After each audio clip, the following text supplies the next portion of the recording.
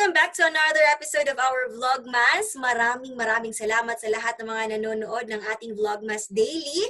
Malapit na po tayong matapos at huwag niyo pong i-miss ang bawat uploads natin kasi syempre pasaya ng pasaya ito. At para sa Vlogmas natin ay isa na namang member ng Davao Mommy Vloggers ang ating kikilalanin. I'm sure kayo rin ay magiging amazed at impressed sa kanyang wisdom. Walang iba kundi si Mommy MJ.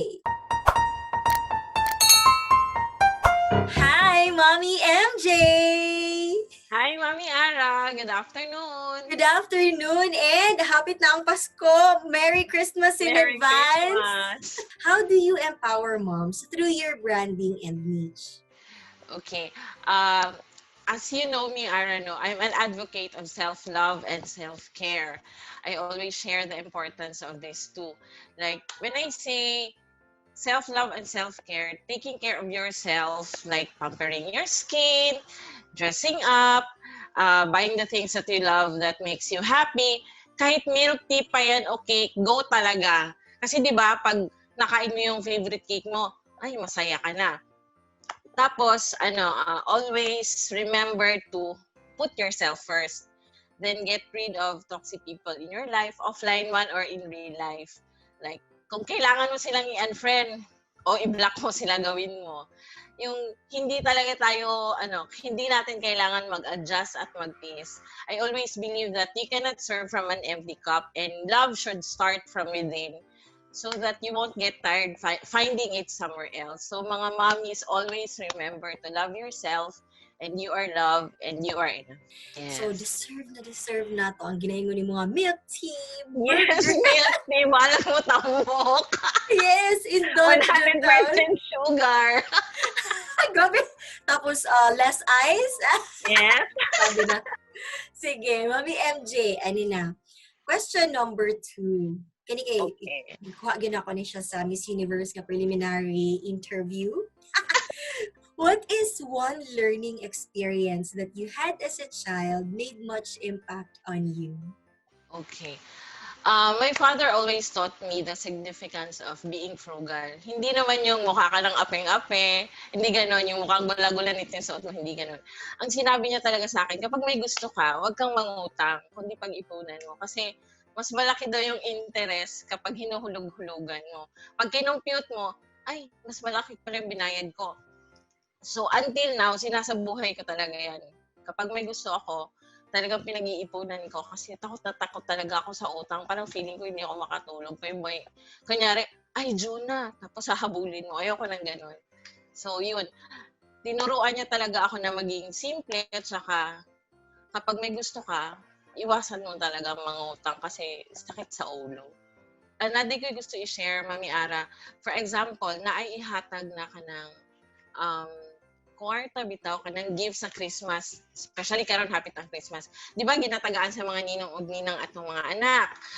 Ang usual nato na reaction, ang binabi, ako hipo sa ana, kay basig ipalit ni mo nagbisag unsa, ang tip na ko is, pwede ninyo ihatag sa inyong anak para ma-empower sila on how to budget the money and how to use the money nga kanang magpalit sila nga na ay kabuluhan. And for example, manggod, feeling na ako na kung dili hatag sa akong kwarta, oy ngano akong mama man ang nagunit sa kwarta, so wala ko'y karapatan magka-kwarta unless adult na ko. So ingon ana, tagaan ninyo og chance inyong mga anak na ipagunit sa ilahang kwarta para makabalo sila sa value og dili pud sila magpataka og gasto. And ma-appreciate nila nga kanang murag sila independent. Magdako sila nga independent, 'di ba? Tama na Mami MJ. Gwapo na siya nga parenting advice. At ikaw jud ang kuan ba when it comes to mga money matters jud ba no? Ikaw jud ang full of wisdom pag-abot din ha. I love it Mami MJ as always. Kini speaking of mga anak nato and speaking of us being moms, name top 3 things that you love using for Miguel. Siguro karong 2020 kana pwede ka mag-name of brands or pwede pa dili. Sige. Miguel is already 8 years old pero meron pa rin ako mga latest discovery na products, no? Ang na-discover ko talaga 2020 yung Natural Gentle Solutions. Tapos nakaka-proud kasi Davao made, tapos mompreneur din yung may-ari. Ang pinaka-gusto ko sa kanila talaga top 3 yung Natural Gentle Wash, then Natural Nourishing Baby Oil, at ang pinaka-favorite ko yung Calendula na pwede mong ilagay sa kahit anong kate-kate pimples, diaper rash, kahit anong makate or ano sa balat.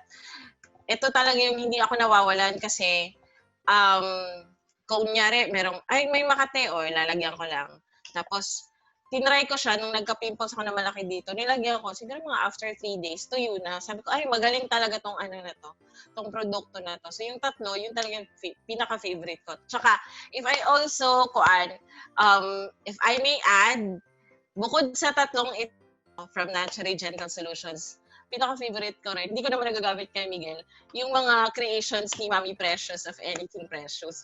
Favorite ko talaga siya kasi ang gaganda ng creations niya. Kung may anak lang ako na babae, nako, bili ako ng bili sa kanya. Kaya, lagi ko tong sinasuggest sa mga mommies, tsaka sa mga titas, kung may gusto kayong panregalo, ito talaga yung the best kasi ang tuwa nung pamangkin ko nung nabigyan ko siya nung unicorn box, ay talagang super, super happy niya talaga. So, yun, ang gustong-gusto ko is ang Natural Gentle Solutions tsaka si Anything Precious. Para sa mga parents nga nagtanaw ani sa mga mama, syempre nga mga Davao mommies, unsay muhang message para sa ilaha? Okay, Christmas naman, no? Um, if ma-observe na, the COVID has changed the way we live from shopping to education to almost anything. Tapos, now this is the first time that we are celebrating holidays na merong pandemic. Merong iba sa atin na talaga medyo kapos, yung iba kasi di ba nawala ng trabaho. Pero, kung sa Bisaya pa, ang importante buhi tang tanan.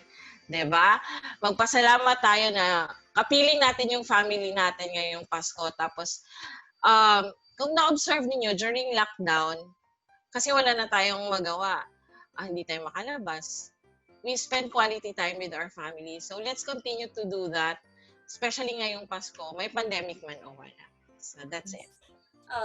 Mommy MJ, dagan kayong salamat gyud. Coming from you, alagay ko sa ako intro nga isa sa mga mommies nga ako yung gina-admire ang wisdom gyud.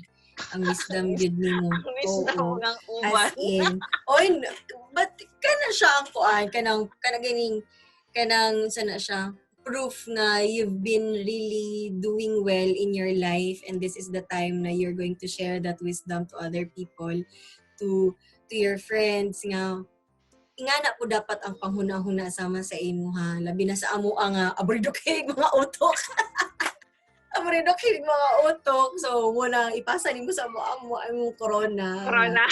Nga hapsay kayo manghuna-huna, kanang organized, kanang Bitaw, oy, kanang medyo na busy ko lately, aside sa, sige na kog tanom.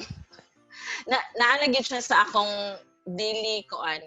Lifestyle lang yun ako. When I wake up in the morning, 5 o'clock, kung saka ako sa rooftop, bahalag, wala ko yung itanong, magtanaw-tanaw lang ko sa mga tanong, kung sakto pa ba ilang dahon.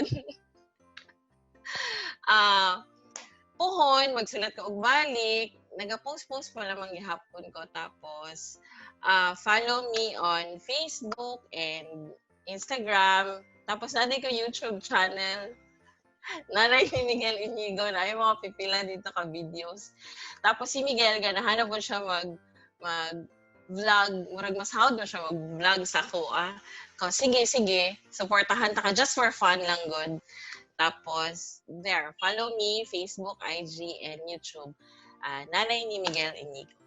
thank you sa mga mommies nga nagtanaw ani. I hope na padayon gihapon ninyo nga i-follow ni duha ni Mami MJ and atangan nato ang mga umaabot nga mga isulat usab ni Mami MJ. Dili gyud mo magbasa ug basa sa content ni Mami MJ, guys. Very kuan si Mami MJ magbuhat og content kanang natural and organic. Kuan murag natural and organic. Pero basabot ana man good is kanang mom-to-mom kaayo ang iyahang approach sa pagsulat niya. Kana siya. Okay. Until our next Vlogmas, mommies! Buyers! Bye!